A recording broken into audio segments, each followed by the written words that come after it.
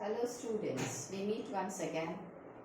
In the last lecture we had seen about the anatomy and structure of digestive system. Today we'll study regarding functioning of digestive system, or you can say physiology of digestive system. Now you know our food has components like carbohydrates, proteins, lipids and nucleic acids. Now these components are termed as macromolecules or polymers. Now these macromolecules are complex and are insoluble. Now what are these macromolecules made up of? These macromolecules are made up of monomers, and these monomers are subunits and are soluble. Now the monomers, how are they arranged in polymers? The monomers in the polymers are held together by N-hydro bonds, that is bonds formed by removal of water. So let's take an example over here.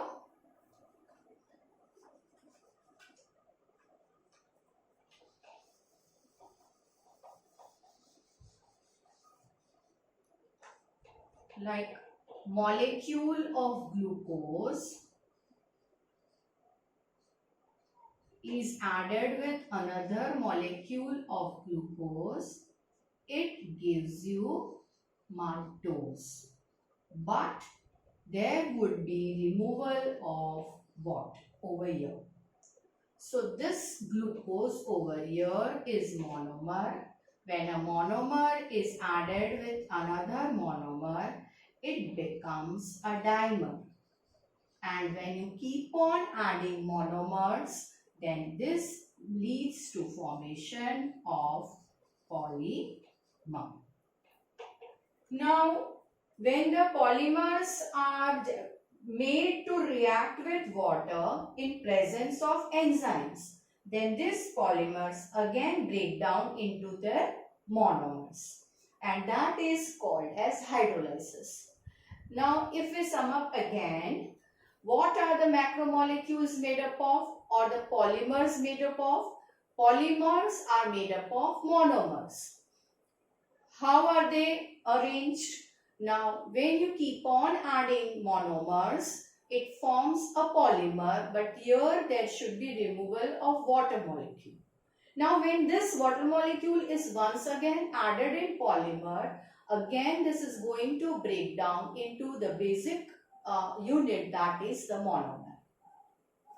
So here you can say, in other words, over here you can say digestion is a process in which polymers of carbohydrates, proteins, lipids and nucleic acids are broken down into their monomers by addition of water with the help of enzymes.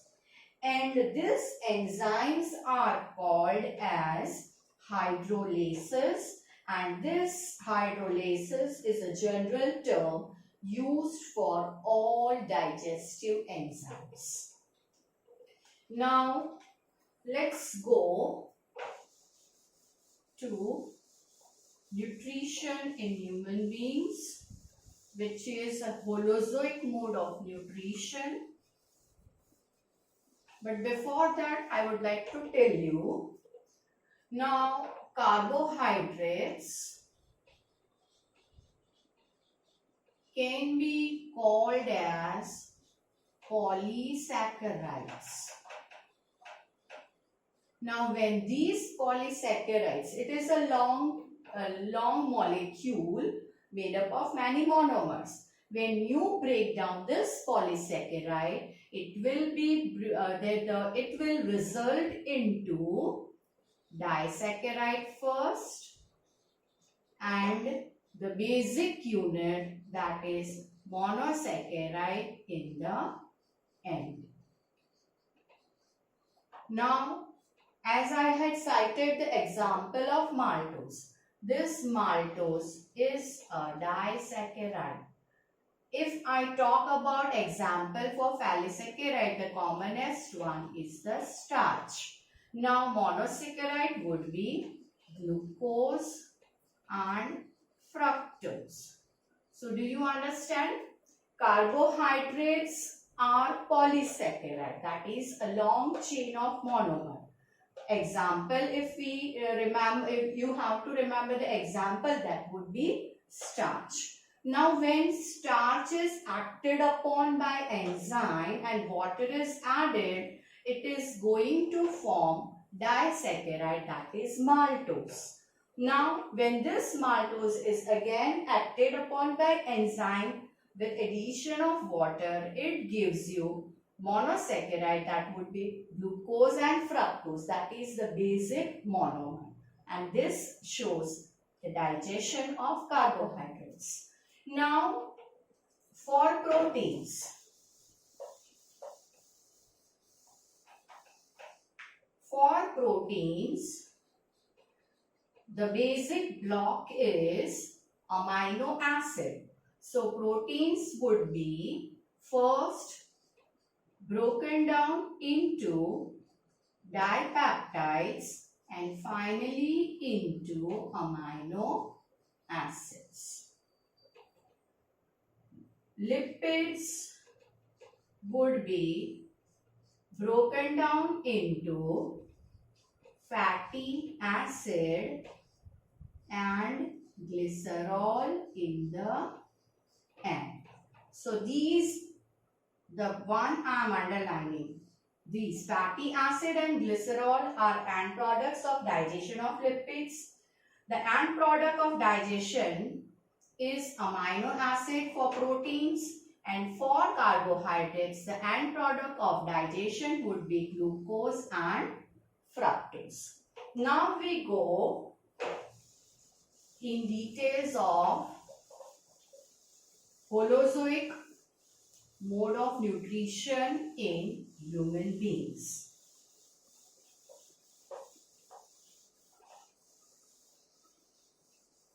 Now for that we had learned the terms ingestion. The first term in Holozoic mode of nutrition is ingestion. The human beings ingest the food, that is take their food in their oral cavity or the mouth cavity.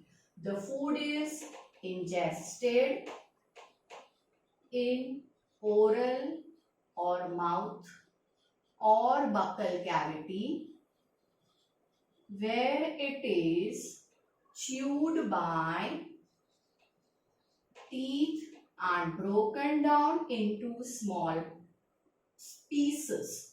That is called as mastication. Now the food is mixed with saliva, and that results into mass of food, or you can say mass of small pieces of food, that is bolus, and then this bolus is swallowed, that is deglutition. It will enter the pharynx and then the esophagus. Due to the peristaltic movements of esophagus, the bolus will now enter the stomach. So that is regarding ingestion. Now in mouth, the digestion is of two kinds. Now the next point, that is digestion, we'll check up with in mouth first. What happens in mouth? That is the buccal cavity. Digestion in buccal cavity. Now in buccal cavity there are two kinds of digestion. First is the mechanical digestion, that is we had seen chewing, and the second is the chemical digestion, that is due to action of enzymes. Now this we have already seen here, that is mastication. Now in buccal cavity, what happens? There is digestion of starch. There is no digestion of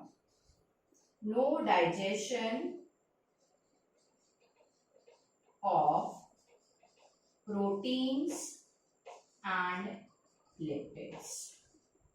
So we'll check regarding starch. Now starch in mouth is acted upon by salivary amylase. The pH is 6.8 and this polysaccharide is broken into maltose, that is a disaccharide. Okay. So digestion in buccal cavity. Now in buccal cavity, only carbohydrate digestion begins. There is no digestion of proteins or lipids. Now, for digestion of starch, the action of salivary amylase is important, and this salivary amylase is found in the salivary juice. In presence of salivary amylase and the appropriate pH, that is 6.8, starch is broken down into maltose and dextrin.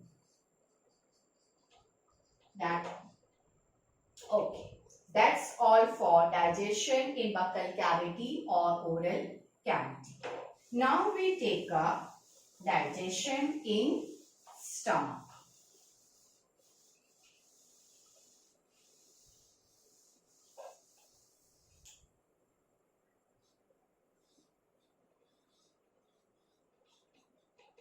So first we understood ingestion, then we have taken the second point, that is digestion. Under digestion we learned about digestion in buccal cavity. Now we'll do digestion in stomach. So if you can write it like this. First is digestion in buccal cavity. Second is digestion in stomach.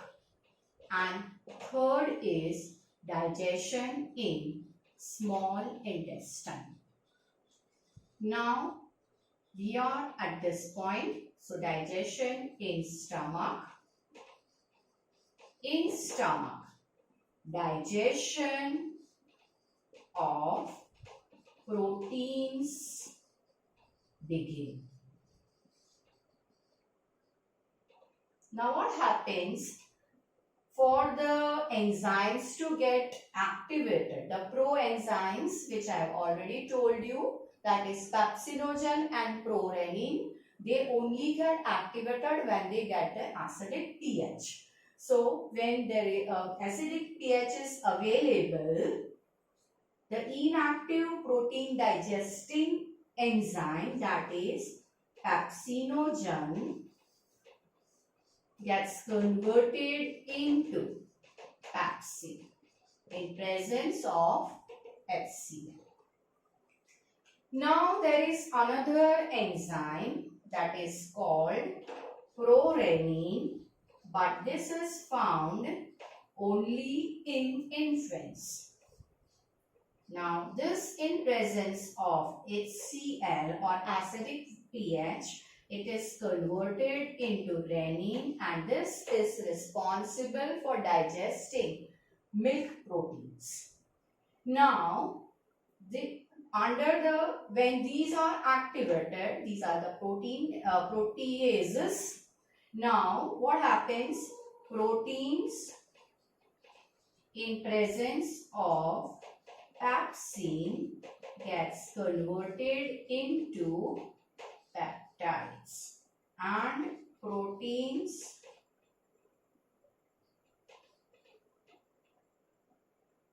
in presence of renin get converted into peptides.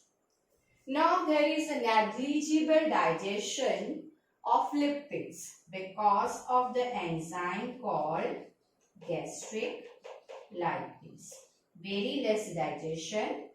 And there is another enzyme called gastric amylase, but its action is inhibited due to the high acidic condition. So as you can see, in stomach there is digestion of proteins only. Mainly proteins are digested in stomach. Now this acidified food, which is now semi-liquid as it mixes with the gastric juice, is called as chyme. C-H-Y-M-E, chyme. This is now called as chyme. And this partially digested food is periodically emptied into the next part of that is small intestine. Specifically, I would precisely say into the duodenum, that is the first part of small intestine. At periodic intervals, the chyme is emptied into duodenum, that is the first part of small intestine. Now here there is a sphincter that is called pyrolic sphincter. It is a ring-like structure which regulates the movement, or you can say the emptying. Now here there is an important question that is frequently asked is, what are the functions of HCl? So the important function of HCl are, first of all, it provides acidic medium. This acidic medium facilitates the action of inactive protein digesting enzymes. It also kills the bacteria that had entered along with the food. And the last is, it softens the food. Now there is also some amount of mucus in the gastric juice, and this mucus lubricates the inner lining of stomach and hence it prevents its excoriation. So that is regarding digestion in stomach. Now we move to the third part, that is digestion in small intestine. Now let's see what happens in small intestine. Now up till here, as you have seen, whatever we have learned till now, you have seen that starch is digested. The digestion of starch has begun in buccal cavity. Digestion of proteins has started in stomach, but till now there is no digestion of fats that have initiated. Now for fats to be digested, it needs to be first of all emulsified. Only emulsified fats can be further broken down. So this emulsification, that is, it is a physical process in which large fat droplets are converted into large fat globules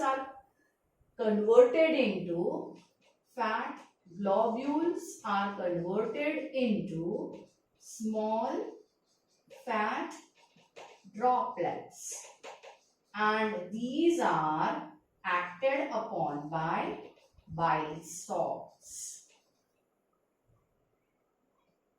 For the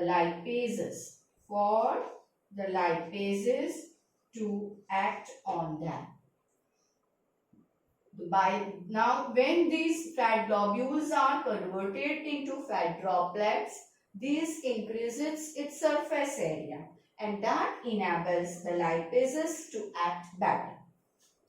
So in small intestine, upon the arrival of fats, what happens, the bile juice that is synthesized by liver and stored and concentrated in gallbladder, that bile juice is released into duodenum. Now, this bile is having alkaline pH, and it is non-enzymatic juice. Bile is having alkaline pH and it is non-enzymatic. So there would be no chemical digestion of fats, but it would render the fats to be emulsified. Now this bile converts the acidic food into, it neutralizes it and converts into the alkaline pH. Now when there is alkaline pH, the pancreatic enzymes will act efficiently.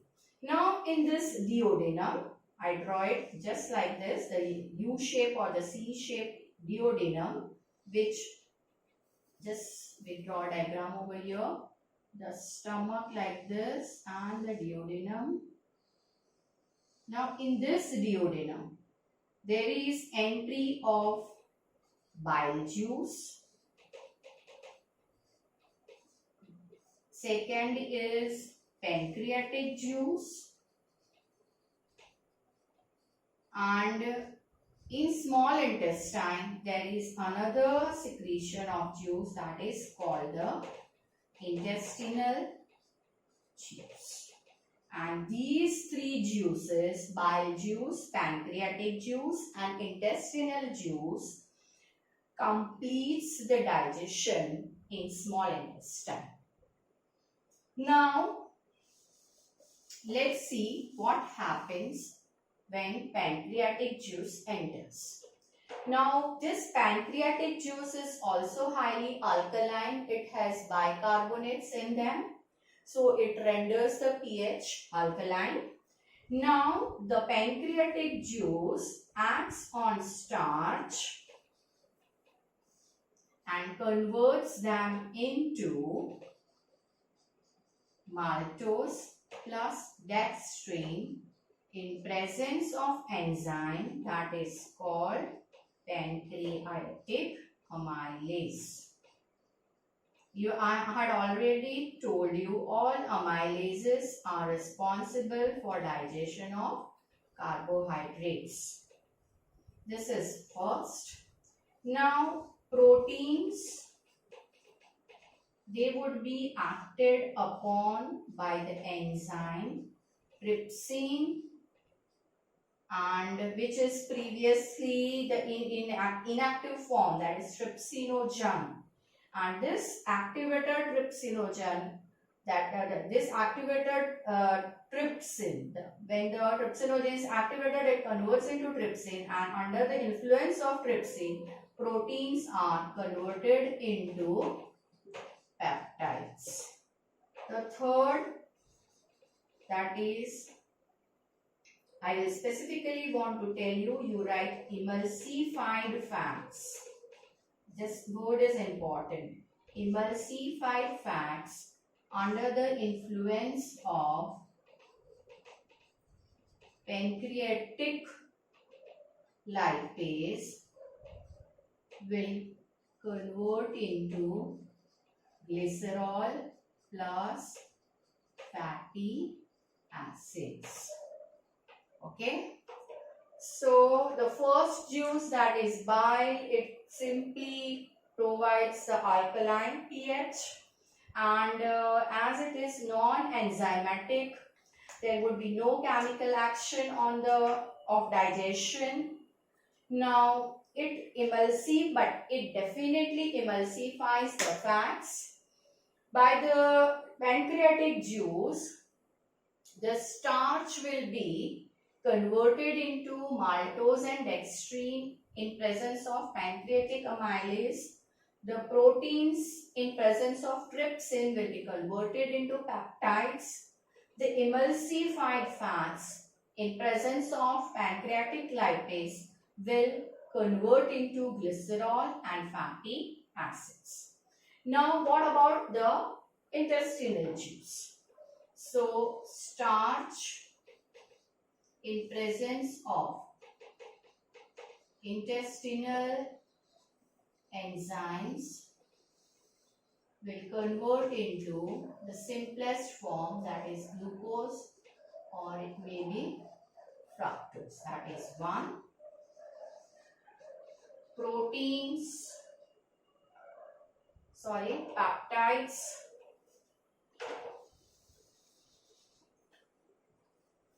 Peptides under the influence of intestinal enzymes will be converted into amino acids, and third, that is emulsified fats under the influence of intestinal enzymes will be converted into fatty acid plus glycerol. So that's all about digestion in small intestine. You have to remember over here that small intestine is the last site where digestion is completed. Means carbohydrates would be converted into its simplest form, that is glucose, fructose. Proteins would be converted into amino acids, and fats would be converted into glycerol and fatty acids. Now,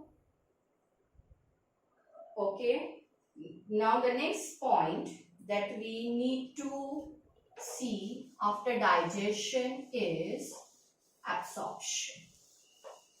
Now, did I tell you that the small intestine of herbivores is longer than carnivores? Yes, the intestine of herbivores is longer than carnivores, as they have to digest the cellulose. Okay, now coming back to our topic. So we did ingestion. After ingestion, the first thing, the second is digestion. Digestion is also now over. Now the third point, that is absorption. Now in absorption, 90% would be absorbed in small intestine. The nutrients would be absorbed in small intestine, and 10% of the nutrients would be absorbed by stomach and large intestine. Now, there is a special structure in small intestine. That is, there are finger-like projections which are called as villi. This is plural. Singular is villus. So it is like this. So these villi increases the surface area for absorption, and the epithelial cell of these villi also shows cytoplasmic processes and forms the microvilli. So these adds up the surface area. In human beings, the surface area is about 300 square meter. See, it is about 300 square meter. Now, these villi are richly supplied with blood capillaries and lymphatic capillaries, also known as lacteals. Now, proteins and carbohydrates will be absorbed through blood capillaries, and fats or lipids would be absorbed by the lacteals. So that is related with absorption. 90% of absorption of nutrients occurs in small intestine, 10% happens in stomach and large intestine. Now, to have efficient absorption in small intestine, it has a special feature, that is, there are finger-like projections in the lumen of small intestine like this, and these are called the villi. Now, the epithelial cell of the villi also shows cytoplasmic projection, and that is called the microvilli. So, villi and microvilli together, it gives you about 300 square meter surface area, and these villi are richly supplied with blood capillaries and lacteals. The end products of carbohydrates and proteins are absorbed by the blood capillaries, and the end product of fats is absorbed by the lacteals.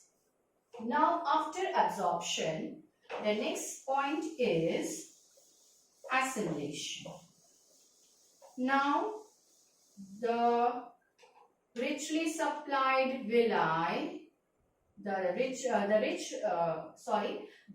vascular supply of villi will help in assimilation of nutrients, and assimilation will provide with energy, repairing of old tissues,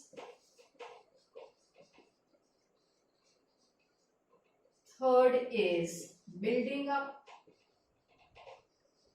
of new tissues. So whatever nutrients are gained, they are used up in such processes. After assimilation, the last part, that is egestion. Now, the food that is digested is the food that is undigested now moves through the ileocecal valve into the large intestine. Here there would be absorption of water, and if you know, here the E. coli bacteria lives, and they are in commensal relationship in human intestine. They feed on this undigested food particles or material, and in return produce or synthesize vitamin K and some B complex vitamins. Okay. So the undigested food that is emptied from the small intestine into the large intestine, there would be some absorption of water. The E. coli feeds on the undigested food and produce vitamin K and some B complex vitamins. Now, the undigested food, we can call it as feces, will be transferred into the rectum, and then it is thrown out of the body by the process called egestion or defecation.